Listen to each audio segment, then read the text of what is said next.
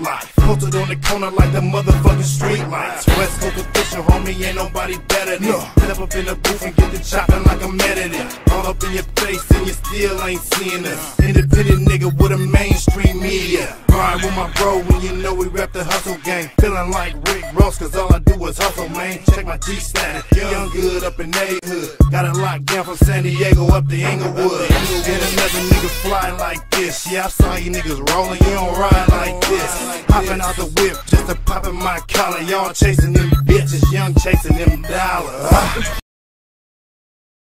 I'm going to show you how I do what I do. I'm going to spend the day with the Tamiya 801XT. You're going to join me. And by that, I'm going to explain to you the truggy class as I understand it, as I've come to. You're going to learn about the Tamiya 801XT specific.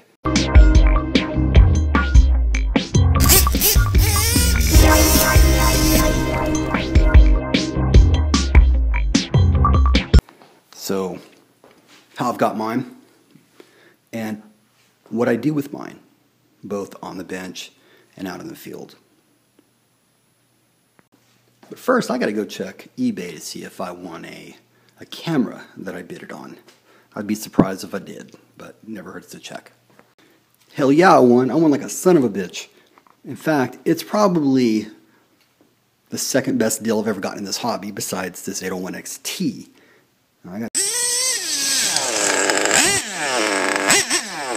One of the things that I've learned, because I think, obviously in this hobby you want to continue to learn, and it's something I haven't been doing, but I'm gonna start, and that is maintenance on your starter boxes. Just simply, cleaning the gears, making sure that the connections are free of corrosion and things like that. So, well, my thinking at this point is until I'm able to get my pulse on what the advantages are, if any, for running a steel spur gear on a Savage versus a plastic gear, well, something that often can be overlooked, and that is, if you're looking at this, I would say probably the most important object are these right here, steering links. It doesn't matter what vehicle you have. The whole idea is you want to make sure that they're correct. What is correct? Well, correct means, first and foremost, they're equal in length. Aside from the length, most importantly, you want them to be equal. That's first. Second, of course, the proper length. That's what defines your front toe. And third, give it a good look. Make sure that they're not bent, that the rod ends are okay, the rods themselves are fine, the pivot balls are fluid, and I promise you'll notice an extreme difference if they weren't correct. When I do a little rebuild, refresh, whatever you want to call it, one of the things I'll do is for every part that will spin, turn, hinge, pivot, anything that moves that's metal, I'll clean it real good, and then I'll soak it in WD-40 or a variant thereof. And now I was going to tune this engine. This is an F4.6. The problem, I can't start this engine.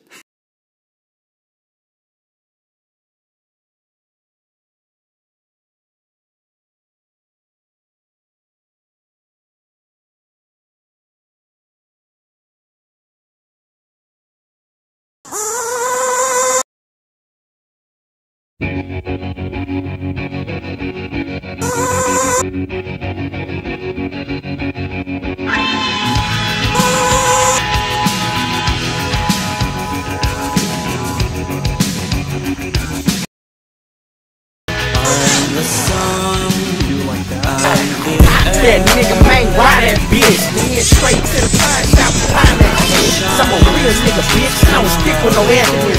Swatting Grammys on, ain't no prince in the resident. Bitch, I'm in the hood like Briscoe, slapping niggas up like shit with the pistol. Additionally, unless you catch lightning in a bottle, you're going to want to redo your link setup too. one of the things you might find is what I call lazy link. So I'm squeezing it.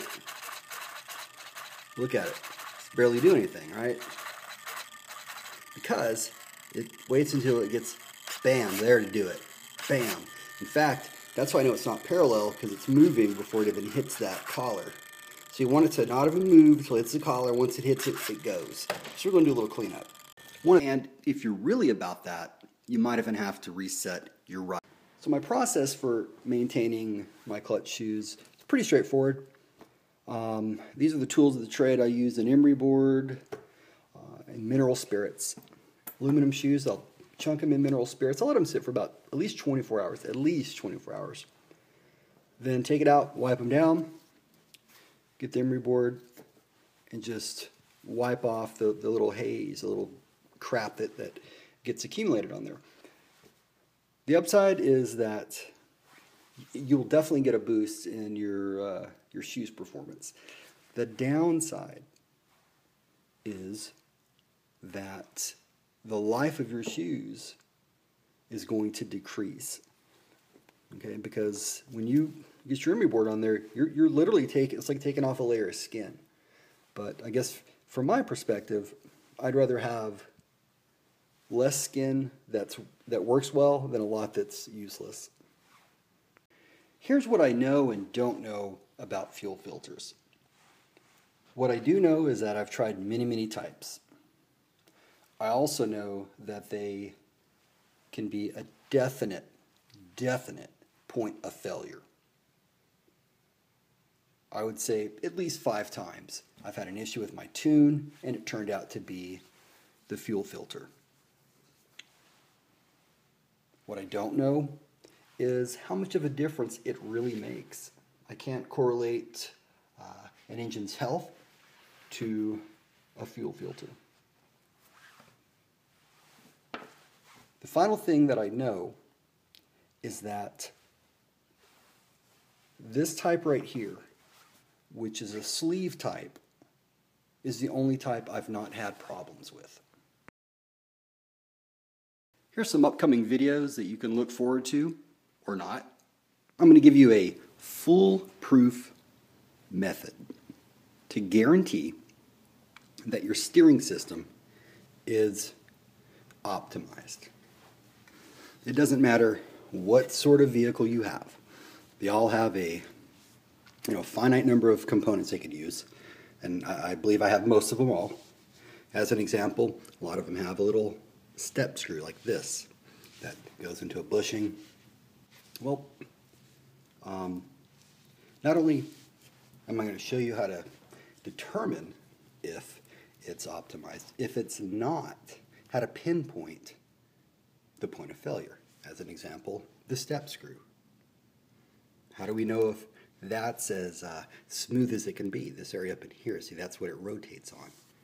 That's what the Ackerman plate rotates on. Things like that.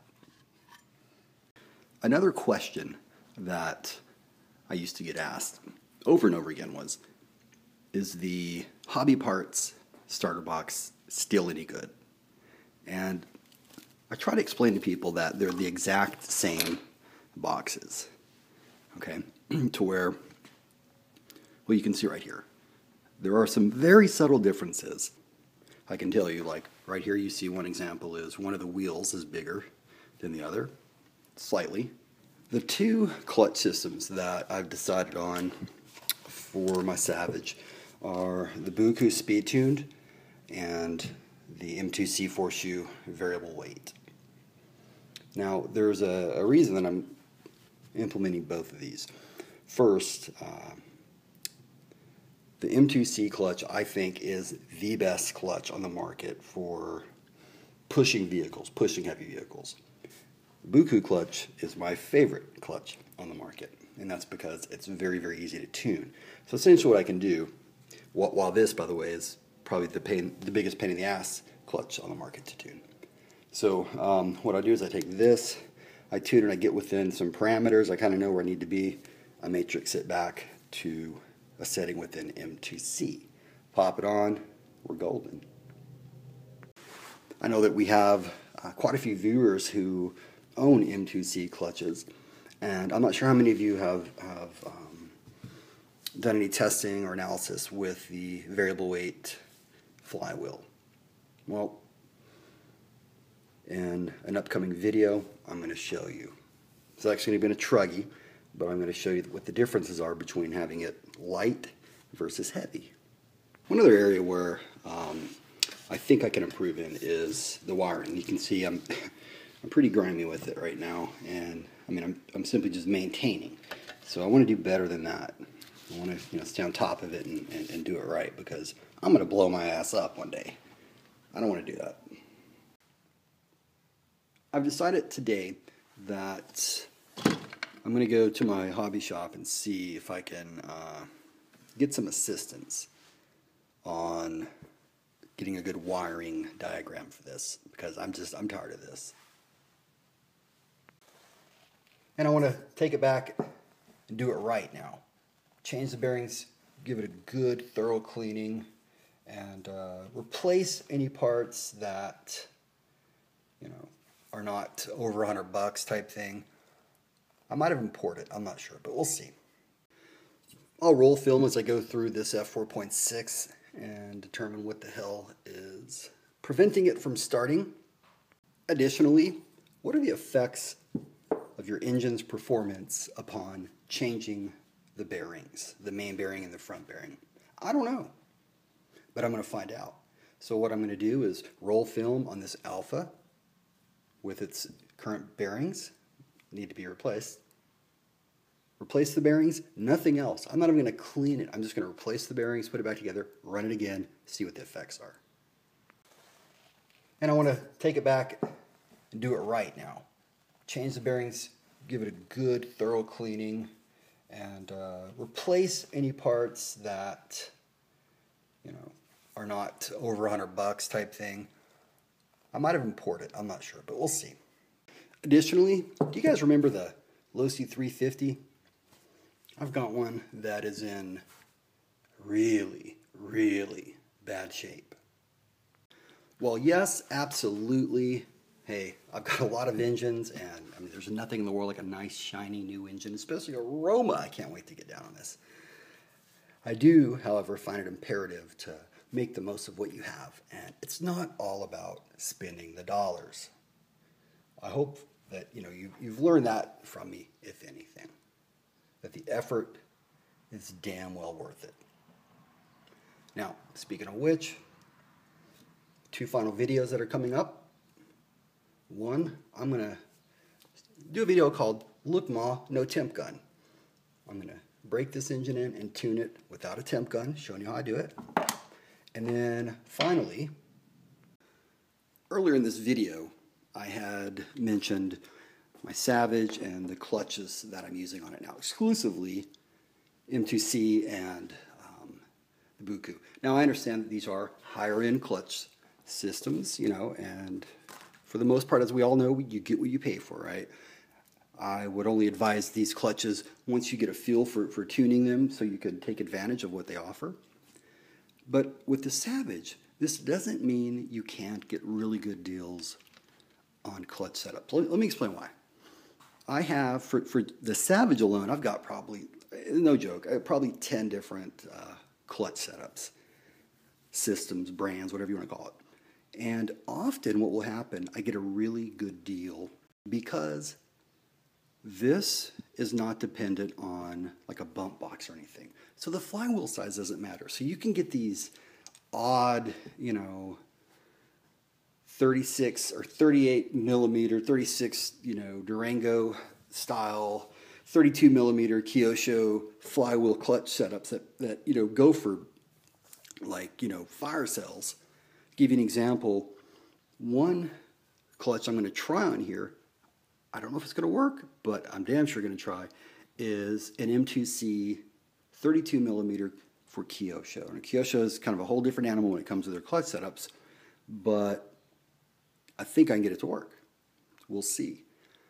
I got a damn good deal on that clutch because, again, it's kind of an oddity, right? It's really designed for one specific type of vehicle, but I couldn't run a 32 in anything else, but I can in here because it doesn't really matter. I hope that makes sense. The one clutch that I've not even tried because I know it won't work is this low C. It's pretty easy to figure out. There's not enough room to work with as is. Maybe you guys can see this, but it extends out way too far. There's just no way this is even going to fit. Even though it has a flywheel that doesn't need to be shimmed or anything, still, it's just not going to fit. But I'm going to try this low C on a non-low C car. That's all I got. Thanks so much, guys. Have a great day.